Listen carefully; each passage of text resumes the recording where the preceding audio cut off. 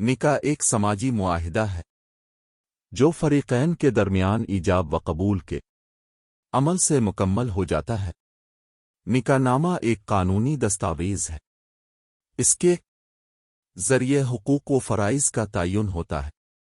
अक्सर लोग निकाहनामा की अहमियत से वाकिफ़ नहीं हैं, इसलिए ज़रूरी है निकाहनामा की ज़रूरत का एहसास दिलाया जाए, क्योंकि औरत को मज़हब और कानून ने अपने मुस्तक़बिल के बारे में जिन तहफ़्फ़ुज़ात को यकीनी बनाने की इजाज़त दे रखी है वो निकाहनामा के कालम सही करने से ही मुमकिन है। इसलिए निकाहनामा के कालम इंतहाई एहतियात से पर करने की ज़रूरत है। आम मालूमात कालम 1 ता 12 उन कालमों में दूल्हा दुल्हन का नाम, वल्दियत, ज़िला, उम्र, यूनियन काउंसिल, फरीक़ैन की तरफ से वकील, गवाह, शादी की तारीख और ये की दुल्हन कनवारी बॉय मुतलका है दर्ज करना होता है।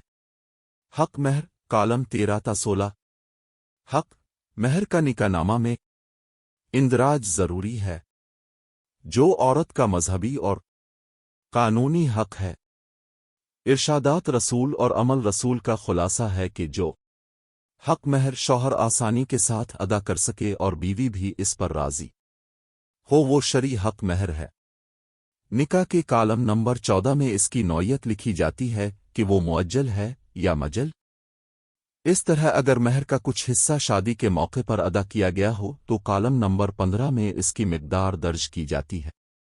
अगर हक महर के इवज़ कोई जायदाद वगैरह दी गई हो तो कालम नंबर 16 में इसकी मुकम्मल तफसील इसके आगे और पीछे किया है और इस वक्त उसकी कीमत क्या है दर्ज की जाती है ताकि बाद में धोखा ना हो।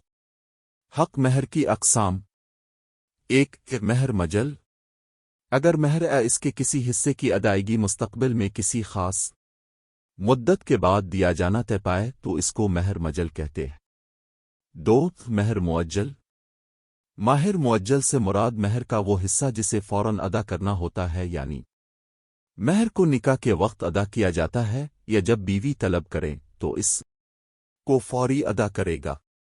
ख़ास शराइत कालम नंबर 17 कालम नंबर 17 ख़ास शराइत से मुताल्लिक़ है जिसकी ख़ास अहमियत है।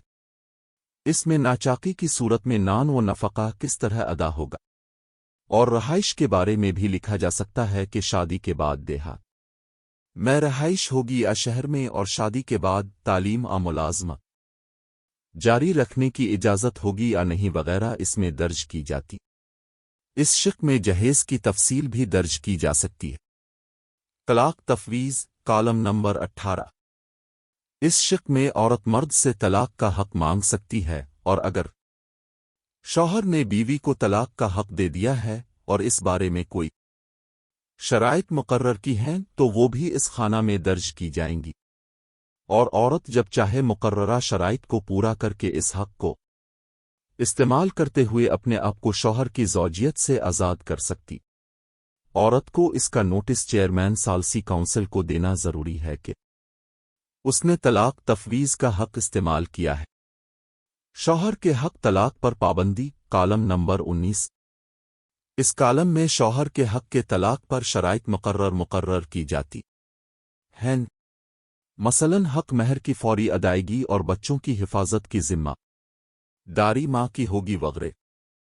हक़ मोहलर और नान व नफ़क़ा की दस्तावेज़ का इंदराज कालम नंबर 20 अगर शादी के मौके पर हक़ महर और नान व नफ़क़ा के बारे में कोई दस्तावेज़ तैयार की गई हो तो उसका इंदराज कालम नंबर 20 में किया जाता।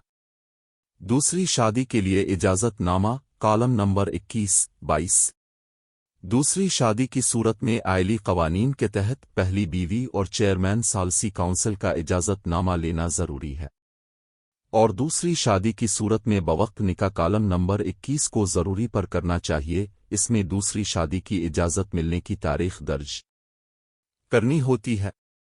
निकाह नामा को निकाह रजिस्ट्रार मुकम्मल करके यूनियन काउंसिल में रजिस्टर्ड करवाता है। Subscribe us to see more video and link in description to see case and judgments.